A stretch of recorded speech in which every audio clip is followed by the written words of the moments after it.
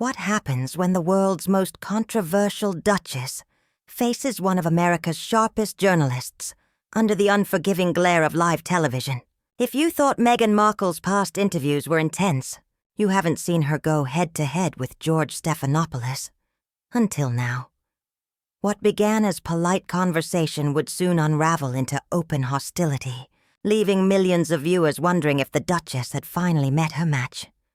The morning sun streamed through the towering glass of Good Morning America's New York studio. The set gleamed as usual, coffee mugs lined up, cameras humming, Manhattan glowing in the backdrop. Producers whispered behind the scenes, headsets crackling. This wasn't just any guest. This was Meghan Markle. She appeared in a sleek black pantsuit, hair pinned in a flawless bun, heels clicking on the polished floor. George rose to greet her, offering that practiced broadcaster's smile. "Meghan, welcome," he said smoothly. "Of course," she replied, taking her seat. Her tone was cool, her smile warmer than her eyes. "Happy to be here." George adjusted his tie, shuffling his cards. His look said he wasn't planning on a puff piece. "So, Meghan," he began, leaning forward, "you've been in the headlines for years, from your acting career to royal life, to stepping away from it all. You've often spoken about your truth. But tell me, do you believe your truth has ever conflicted with the truth?" A faint murmur rippled through the studio audience. Meghan's eyebrow arched. She let out a soft laugh.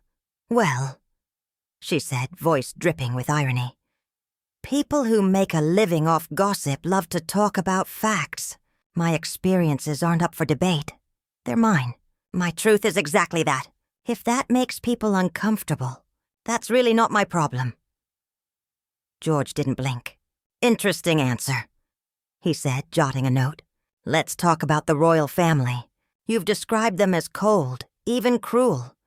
But when pressed for specifics, names, dates, evidence, you've refused. Some say that's convenient. Do you feel any responsibility for the damage your words caused to individuals and the institution?" Meghan's smile thinned. She leaned back, legs crossed. "Ah, here we go.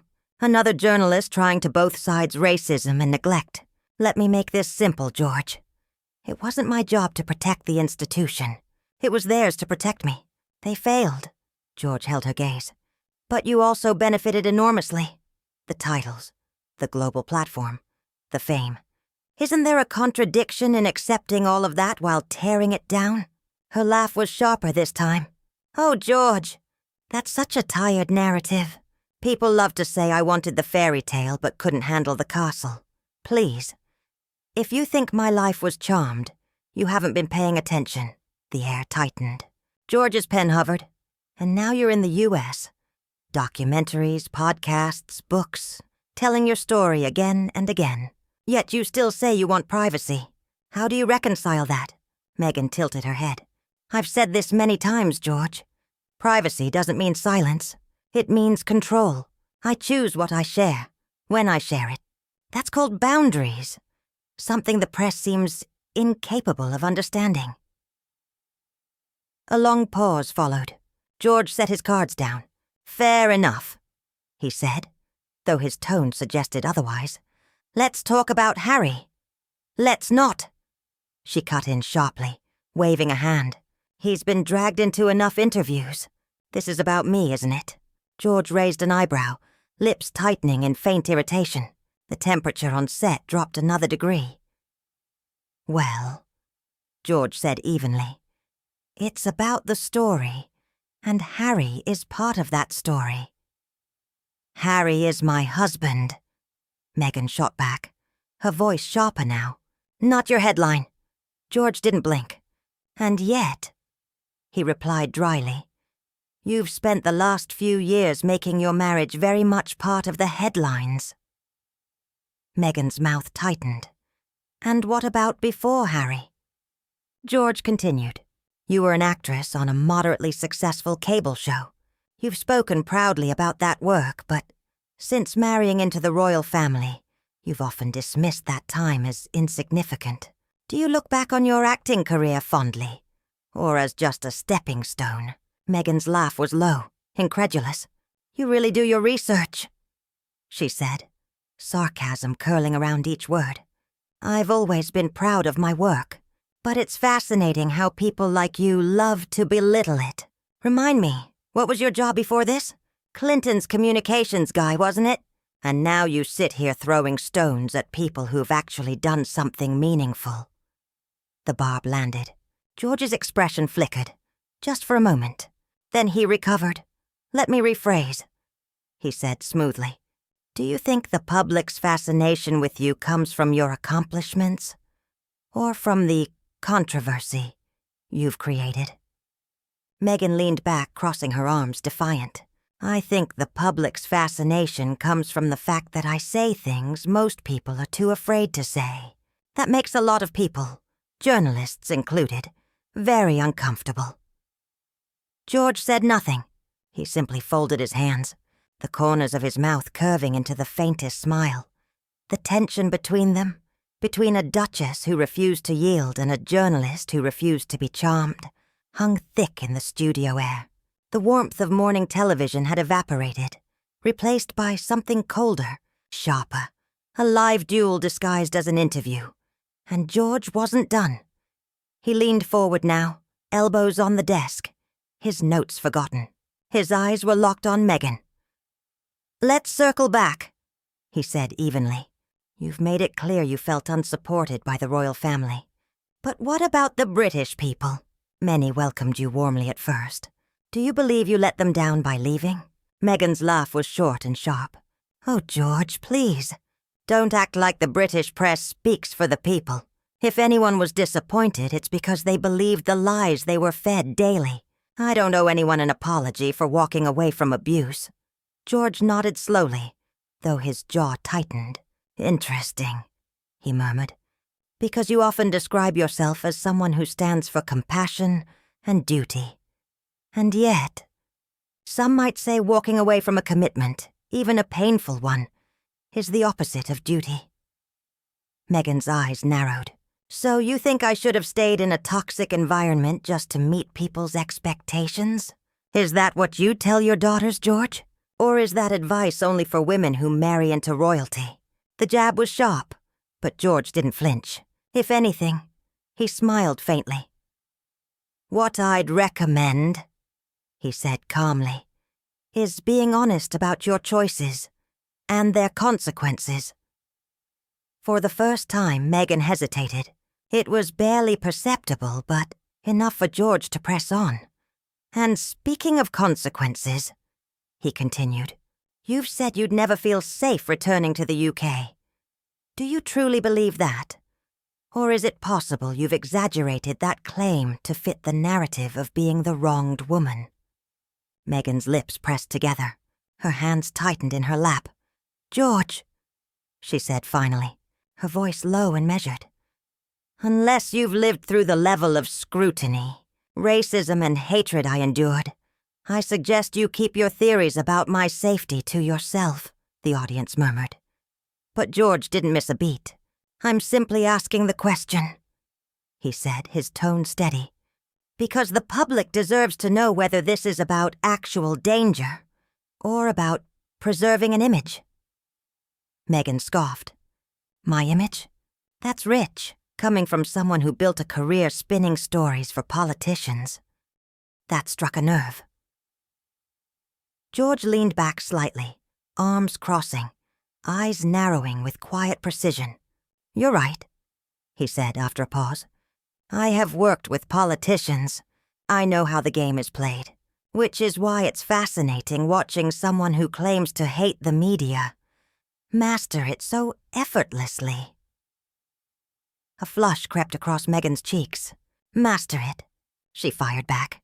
"You think being vilified every day, watching lies go unchecked, that's mastery? That's survival?" George's eyebrow lifted just slightly. "Survival that comes with multi-million-dollar contracts, magazine covers, and documentaries that somehow always cast you as the heroine." Meghan leaned in, her smile turning icy. "So what are you accusing me of exactly? Making the best of a bad situation? I'm sorry if that offends your journalistic sensibilities, George. But that's called resilience. He tapped his pen lightly against the desk, never breaking eye contact. Or, he said quietly, it's called opportunism. The silence that followed was electric. Even the cameras seemed to hold their breath. Meghan's jaw tightened. Her fingers curled around the arms of her chair. "Careful, George," she warned. "You're starting to sound like one of those tabloids you pretend to despise." For the first time, George let out a soft laugh. Humorless. Low. "And you," he said evenly, "are starting to sound like someone who thinks the world revolves around her grievances." Meghan's breath hitched. Her eyes flashed. "That's enough," she snapped. "You don't know me. You have no idea what I've been through." "No," George agreed calmly. "But I do know what accountability looks like. And so far, I haven't seen much of it here." The tension was unbearable now. Even the crew had stopped moving, transfixed. Meghan crossed her arms, her expression hardening into steel.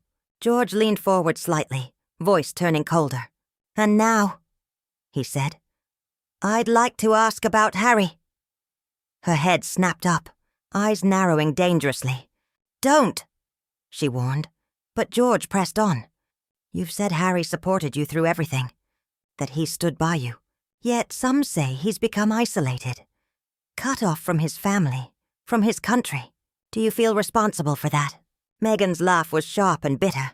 "Responsible? How predictable. Blame the woman. Blame the wife. Because, of course, Harry couldn't possibly make his own decisions. How very 1950s of you." George met her glare without flinching. "I think," he said slowly, "the viewers can decide for themselves who's manipulating whom." The silence was deafening. Meghan's eyes narrowed into slits. "You're unbelievable," she hissed. George straightened his tie, his tone almost polite. "And you, Meghan, are exactly who I thought you'd be." Outside, the sun blazed over Manhattan. Inside, the air had turned arctic. What was meant to be a morning interview had devolved into an intellectual cage match. Neither opponent willing to yield. Then George leaned forward again, voice steady, final. "You've spoken about how leaving royal life helped you rediscover yourself, your independence, your voice," he said. "But from where I sit, it doesn't look like independence. It looks like a trade, one stage for another, one palace for another. So tell me, who's really in control here? You or the narrative you've built?" Meghan let out a short, humorless laugh. "That's rich," she sneered. "Coming from a man who's made his career telling other people's stories, criticizing them, pretending you're somehow above it all. You don't know me, George. You don't know what it's like to have the world against you." George didn't move. His tone dropped to a quiet, cutting calm. "I don't need to know you," he said. "I've seen this before, and I know what narcissism looks like when it's dressed up as victimhood." The word hit her like a slap. Meghan froze, eyes widening, her mouth parting in disbelief. "Narcissism?" she repeated, her voice sharp enough to slice through the studio silence. That hit a nerve. Meghan leaned forward, her voice trembling with fury. "You dare sit there and call me a narcissist because I refuse to be silent about what I went through, because I refuse to let others write my story." George didn't flinch. His gaze remained steady, almost pitying. "No," he said evenly, "because every question, every challenge, you meet with indignation and blame. It's always someone else's fault, someone cruel, ignorant, or racist. But never you. Not once have you said, maybe I mishandled that. Maybe I hurt someone too." "That's not strength, Meghan. That's denial." The air in the studio went still. Even the cameras seemed to hold their breath. Meghan's jaw tightened, her chest rising and falling as she tried to contain herself. "You think you're clever, don't you?" she hissed, her voice low and sharp. "You think you're exposing me. But all you've done is prove why women like me stay quiet, why we smile, while men like you tear us apart for sport." George shook his head, calm but relentless. "This isn't sport," he said. "This is journalism, asking the questions others are too afraid to ask because they don't want to be called cruel or sexist or racist. But someone has to, because the public deserves honesty. And what I see here," he gestured slightly toward her, "is someone who doesn't have it." That was the breaking point. Meghan shoved back her chair, the screech of metal slicing through the silence. "I don't have to sit here and be insulted," she snapped. "I don't have to justify my life to someone who came here to humiliate me." "Not to humiliate you," George replied quietly. "To hold you accountable, something few people seem willing to do." Meghan stood tall, straightening her black pantsuit, her chin lifted even as her cheeks burned. "This was a mistake," she said, her voice trembling with restrained anger. "I thought this would be a real conversation, not another man trying to control the narrative." George didn't blink. "No," he said calmly. "It was a real conversation. You just didn't like where it went." For a heartbeat, she looked as if she might fire back. One final, cutting remark. But instead she gave a small, sharp shake of her head and turned on her heel, walking off stage without another word. Her heels clicked down the corridor, fading into silence. The studio remained frozen. George sat there for a long moment, unmoving, the weight of what had just unfolded hanging thick in the air. Then, finally, he turned toward the camera. "To our viewers," he began, his voice low but unwavering. "I apologize for the abrupt end to this interview, but I believe you deserve to see conversations like this for what they are. Not polished PR, but truth, even when the truth is uncomfortable." He paused, straightening his notes, perhaps especially when it's uncomfortable. The set was as heavy with tension, the kind that clings even after the moment has passed. Something had shifted, something raw and real. And then George spoke again, one final statement that would ignite social media and send Meghan's team scrambling for damage control. He looked directly into the camera. "What you just witnessed," he said evenly, "wasn't an attack. It wasn't cruelty. It was accountability, the kind that power rarely invites but always deserves. It wasn't cruelty. It wasn't spectacle. It was journalism, the kind that holds power to the same standard, no matter who wields it." George's voice was calm, deliberate. "What happened here," he said, eyes fixed on the camera, "was about accountability, about holding someone who's shaped global conversations, who's told her story on the world's biggest stages, to the same scrutiny we apply to everyone else. And if that makes people uncomfortable, maybe it should." Behind the cameras, producers gestured frantically, whispering about schedules, sponsors, and moving on. George didn't flinch. He leaned in slightly, his voice firm, but measured. "There's a difference," he continued, "between being a victim and making victimhood your brand, between seeking justice and seeking attention. And I fear that line is getting blurred. Not just here, but everywhere." He paused, the words hanging heavy in the air, then softer. "No one denies Meghan faced challenges. No one denies the existence of cruelty or racism. Those are real, and they wound deeply. But what we can't do, what I won't do, is allow those truths to become shields that deflect all accountability. That's not how trust is built. That's not how healing happens." By now, social media was already erupting. Hashtags trending, clips circulating, pundits weighing in. Half the internet praised George's resolve. The other half accused him of crossing a line. He glanced at his notes, then set them aside completely. "I've interviewed presidents, world leaders, generals, CEOs," he said. "And I've learned this. Power doesn't always come in armies or wealth. Sometimes it comes in the form of a story, a narrative people are afraid to question. But my job is to question it anyway." Leaning back slightly, his tone softened once more. I hope Meghan Markle finds the peace she's searching for. Truly. But today reminded me why this work matters. Because when we stop asking hard questions, when we stop expecting honesty from those in the spotlight, we all lose. The control room was ready to cut to a light-hearted cooking segment, but George raised a hand, signaling them to wait. "To our viewers," he said finally, "thank you for trusting us to have these tough conversations. They're not always easy. They're not always pretty, but they're necessary." He straightened his papers, gave a faint nod, and leaned back.